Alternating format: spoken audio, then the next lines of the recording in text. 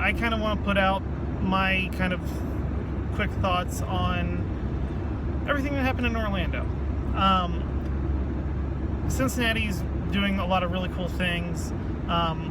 At Below Zero Lounge, which actually was where Nick and I kind of had our first date, they had a vigil there, and they're guesstimating around 2,000 people showed up. I know that's not quite as big as London or Orlando or New York, but for us that was kind of really a big thing. My best friend asked if Nick and I wanted to go, and I really wasn't ready. I thought it would be a little overwhelming, because I still am not sure how I fully 100% feel. It's scary. Not just because there are extremists in the world, regardless of religious and faith mindsets, they're religious extremists. And that's scary. It's scary that people want to attack people because they believe differently, or they live differently, or they love differently. And that's scary. I'm sorry to the family of the shooter. I'm sorry that you have to know that someone that you love or loved felt that they needed to do that. That's not fair to you. But I'm also sorry to the people of Orlando, especially the victims of Orlando. That's not fair to you, because you shouldn't have to feel those ways. You shouldn't have to be terrorized like that. I'm sorry to conservatives, because they feel like this is why everything that they want to do as far as killing all Muslims or killing all non-believers or killing all non-Americans. I'm sorry that you feel like that's what you need to feel like. I'm sorry to the LGBT community. I'm sorry that we have to live in fear. That even after all the positive all the positive movement we've had recently, I'm sorry that there's still stuff that comes up that shows that we aren't all there yet, 100%. We've still got lots to work on and improve. I'm sorry just to middle America, because all of this craziness in the world, and we all have to live through it. I'm sorry. That's all I can say is I'm sorry. I'm angry. I'm hopeful, but I'm still scared.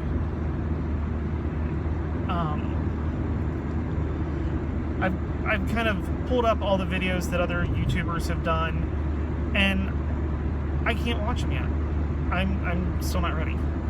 I don't know that I'm ready to shed that many tears at once. I'm sorry. I hope we can move beyond all of this. We're still in Pride Month. This proves that even though some people are like, there's no reason to have pride, gay pride, we don't have straight pride, but things like this show that we do still need gay pride.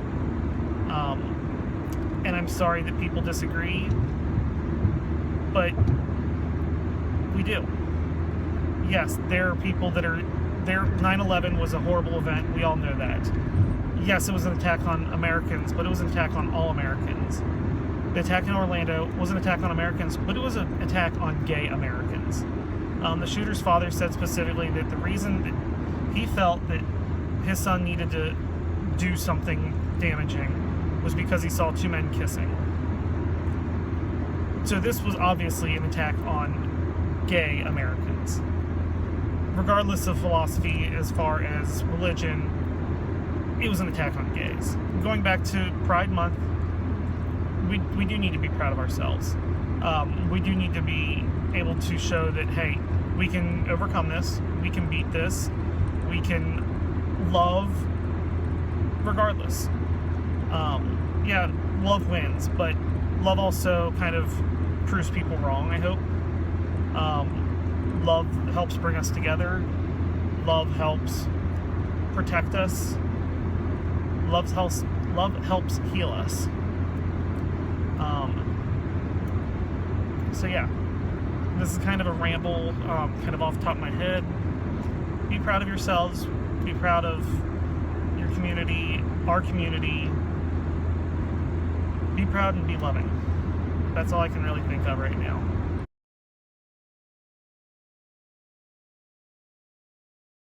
Kind of wanted to give you guys a little bit of a video of what all's been going on since the shooting in Orlando. After we just did that little bit about what my thoughts were on the shooting, there was a group of bars in Cincinnati. It started with originally just about 9 bars. They were going to come together and do a thing called Can't Stop the Dance.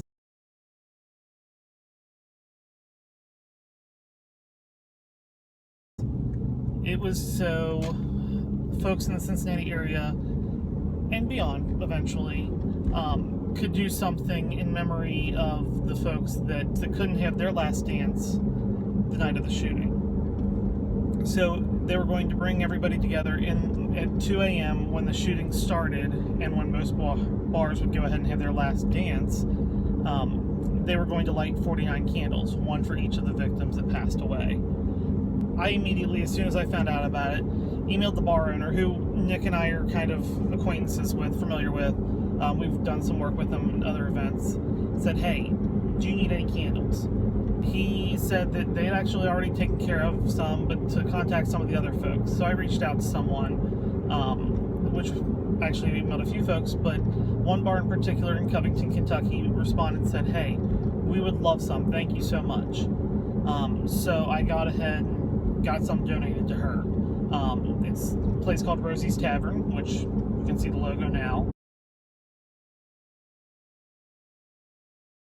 So Nick and I went after I got off work, and we said, you know, if we're going to go anywhere, let's go where we donated.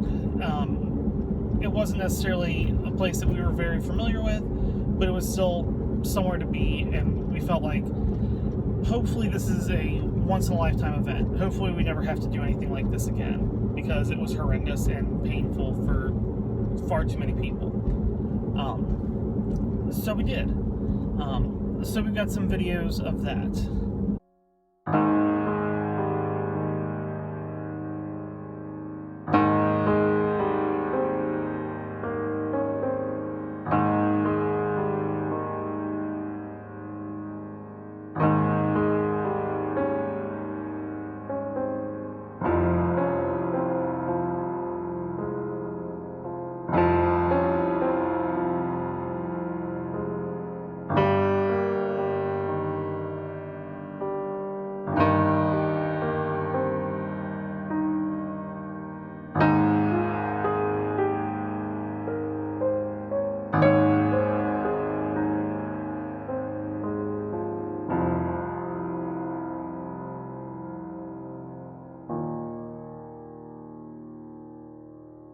Donating one of the best bars. Silence.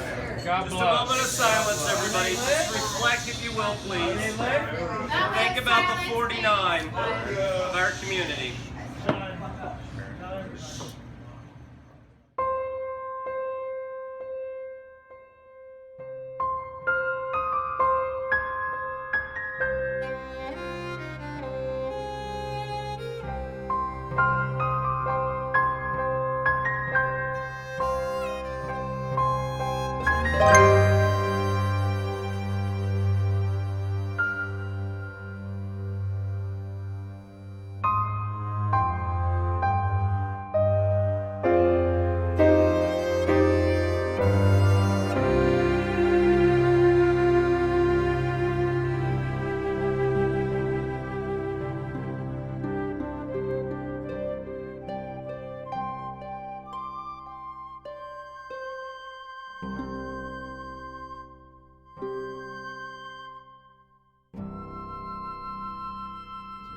What originally started with 9 bars in greater Cincinnati, so mostly Cincinnati area, up to Dayton, Ohio, northern Kentucky, turned into nearly 40 bars across the world.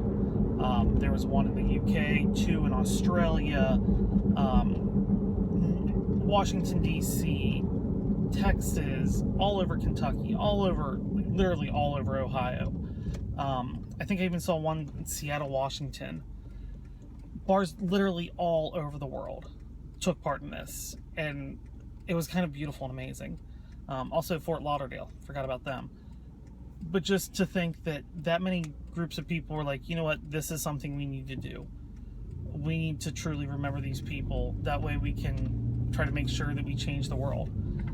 So this never has to happen to anyone else. So yeah, hopefully you're able to enjoy some of the video and pictures that we were able to get. There is a story in there that one young lady speaks about that was at Rosie's with us. It really makes you think. I lost a friend that night, Louise Wilson, and his cousin's name is Brandy. She's also a part of our family, and she had 11 bullets lodged inside of her body, and one is still inside of her liver. And I'm gonna go see her tomorrow, but you know what? I've been taking pictures since last week, and I'm gonna show this to her tomorrow, and I really appreciate everybody here, because I mean, this really could have happened to any one of us, and I just love everybody here, and I cannot wait to show her the support.